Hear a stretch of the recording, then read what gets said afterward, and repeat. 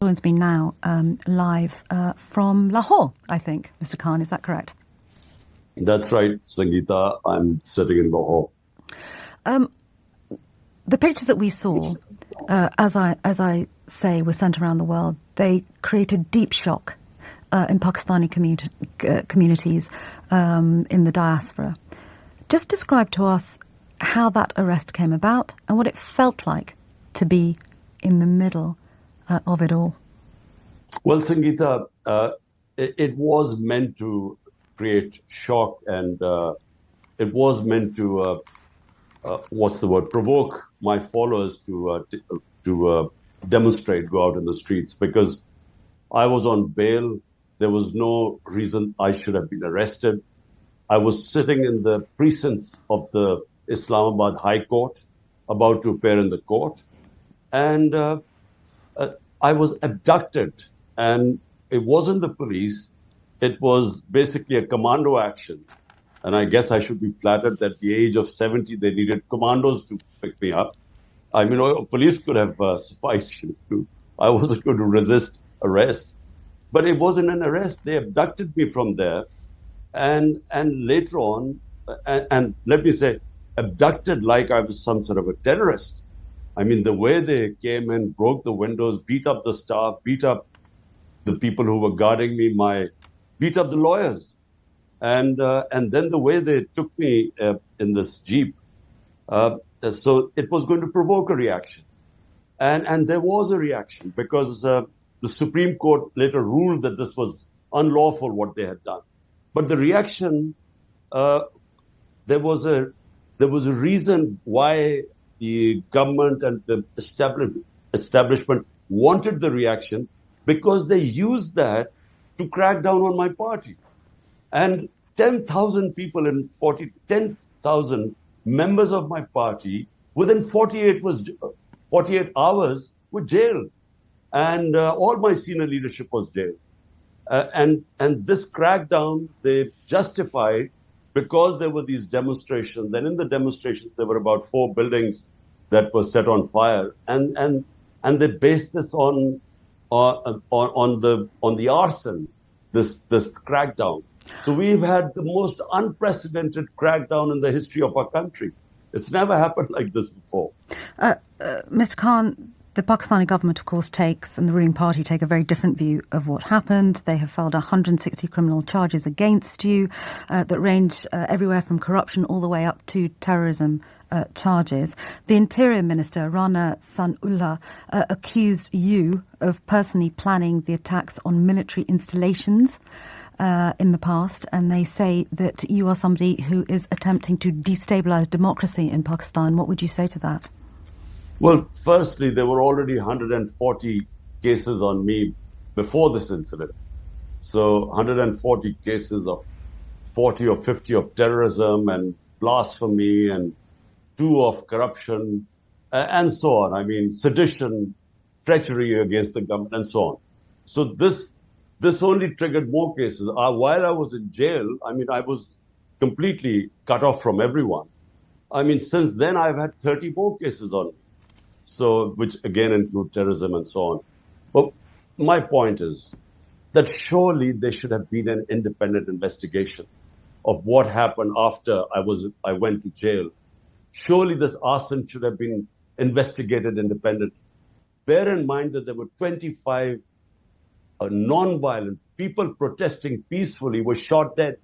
There's no mention of 25 members of my party shot dead, and about 50 having bullet wounds. You know, some have, 2 have lost their legs. One is, paralyzed. So there's no mention about what happened, the crackdown that took place. So there's no independent investigation. Understood. We claim that this arson was deliberately done to actually justify this crackdown.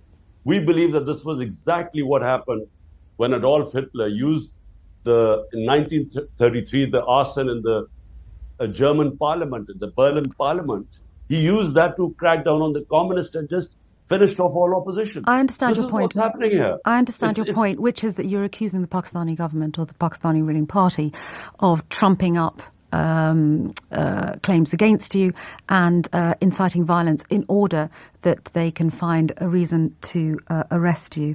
On the 7th of June, Al Jazeera reported that you had been formally named in connection with the killing of a lawyer who had accused you of high treason. What would your reaction to that be?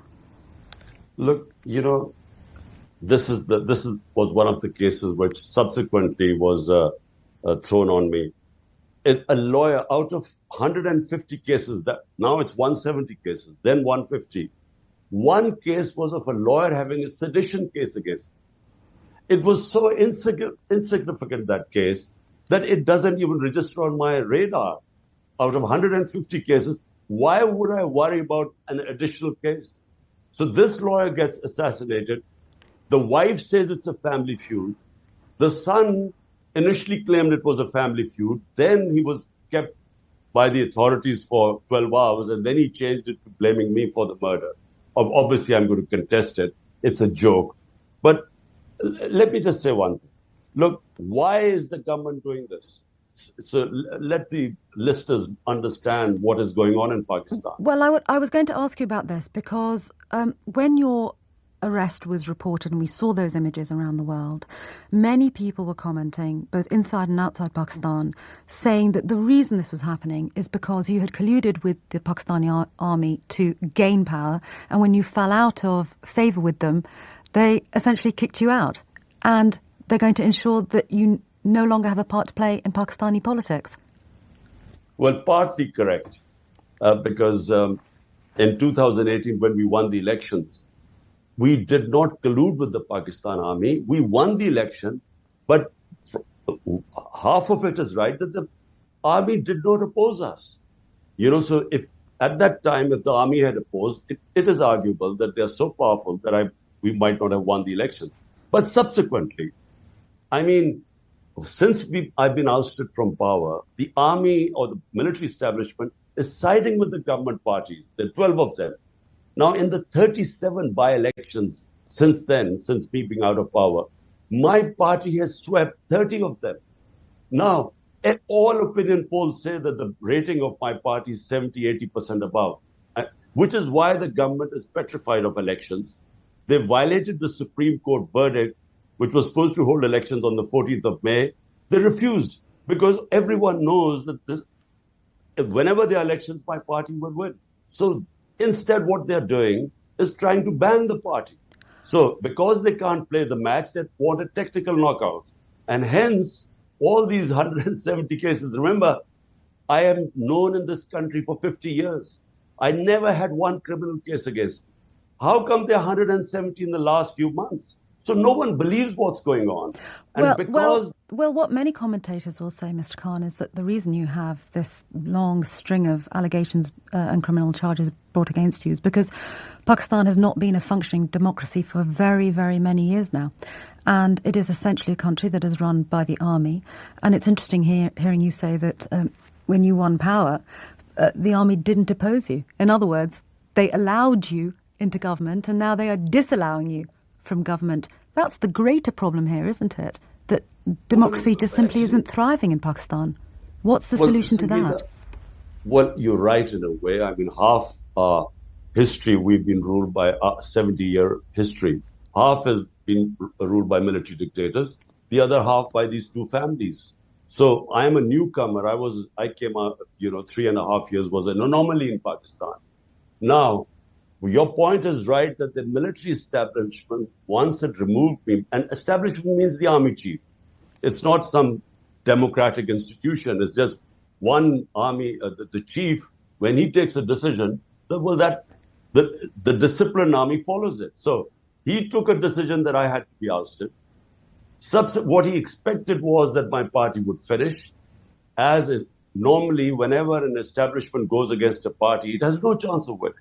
But instead, the most incredible thing happened, in our first time in our history, unprecedented, that despite the establishment opposing me, we sweep all the by-elections. Hence came the assassination attempt on me in November, once we had won these 30 out of 37 by-elections. Then they wanted to remove me from the way. I had another assassination attempt on the 18th of March this year. And since then, once I survived that, I think this is now the last card of actually banning the party. Banning the biggest party means you are actually dismantling democracy in Pakistan. This is the main issue right now. What keeps you going? Your critics accuse you of wanting to make money. That's one of the many allegations and charges brought against you. Your critics say it's about money, it's about power. Your life has been directly under threat. There have been 2 assassination attempts against you. You've got the army, who have controlled politics in Pakistan for many years. What is it that is really motivating Imran Khan to keep going? Well, Sangita, look, people who want money do not risk their lives. I mean, what's the point of dead people can't use money? So who would take a risk when you've already had 2 assassination attempts? There was a third one which I preempted, and I was lucky because I found out beforehand. So who would risk their life for money? Look, for me, the reason why I came to politics in 27 years ago, when I did not have to, I was the biggest name in the country. I had whatever money I needed. I had enough of money, love and respect. Why would someone spend 22 years of their lives struggling and basically being in the wilderness? I mean, out of this time, 15 years I was in the wilderness, an outsider. No one thought I had a chance. Why would someone do that for financial gains when you had ample opportunity to do anything and make money? And secondly, power. Well, power to see my country a democratic country, rule of law. And where did I get inspired, by the way? In Britain. When I first came in as a teenager in Britain, it was the first time I saw a functioning democracy. I came in when we had military dictatorship in Pakistan at the time. Functioning democracy, rule of law, welfare state, fundamental rights, human rights being protected. That's what inspired me to start my movement 27 years ago, movement for justice, because justice brings rule of law, which brings real democracy, which means freedom, and which brings prosperity. And so this is a struggle for life. I mean, for 27 years, I've been struggling. Right now, I'm facing probably the toughest challenge of my life, because I have the establishment ranged, determined that I should not be part of the electoral process, and they're doing everything. I expect to be thrown into prison soon. Now, because 170 cases, sooner or later, I'll end up in jail. You, of course, as an individual, face direct threat, but so do the people of Pakistan, in the sense that they face huge amounts of instability. What we have seen are Pakistanis, often young men, leaving Pakistan and making the dangerous journey to Europe. Many of them were aboard a ship that sank in the Mediterranean. Pakistan had a national day of mourning where we saw possibly up to 700 people killed, around 350 of them possibly Pakistani. What would you say to the families of those young men? You were in power. You're now fighting it out with the Pakistani government. The army is holding sway as it likes. And yet we are seeing young Pakistani men dying in the Mediterranean as they try and flee your country to find stability. What would you say to their families? Well, look, Sangita, people go through the bad times provided they have hope. They think that, there's light at the end of the tunnel. So they go through tough times. What's happened in the last 14 months is unique. First time when my government was removed, it's never happened that hundreds and thousands of people came out in the street and protested. But what would you say to the families of those dead people? I'm coming to that. I'm trying to make you understand. So subsequently, what has happened is the instability, then the economy has tanked. From 6% growth rate a year back, we are now down to 0%. So there's unemployment in the country. But worse, people are not seeing any hope because the capital is leaving the country. Up is 900,000 professionals have left this country in the last few months because they've lost hope. But professionals, they could go through legal channels, get visas abroad. Then you have the poor people who, because of unemployment and then lack of hope, now they are the ones who take these, become these illegal immigrants on boats. And this is not just in Pakistan, in all those countries where you do not have rule of law, where you have no hope, where you have conflict, you have people fleeing to what they consider, land of milk and honey, where they can get jobs, and if they work hard, they can make a better living. And so they take all these risks. So unfortunately, it's a bit of both. In our countries, we have not been able to establish rule of law and give a level playing field for our people. On the other hand, the rich countries do not stop. And let me just make you understand this. Every year, there is billions of dollars which leave poor countries stolen by the ruling elite, and they end up in London houses and palaces and offshore accounts. It's like, the Russian oligarchs who brought in money into London and Western capitals. There is nothing done by the Western countries to prevent this flight of capital from poor countries. So the poor countries are getting poorer. The ruling elites are robbing the countries and taking the money out. The rich countries are getting richer. The gap is getting bigger. And so this immigrant problem is going to get worse unless the Western countries and the richer countries stop this flight of capital, the plunder of the developing countries by their ruling elites.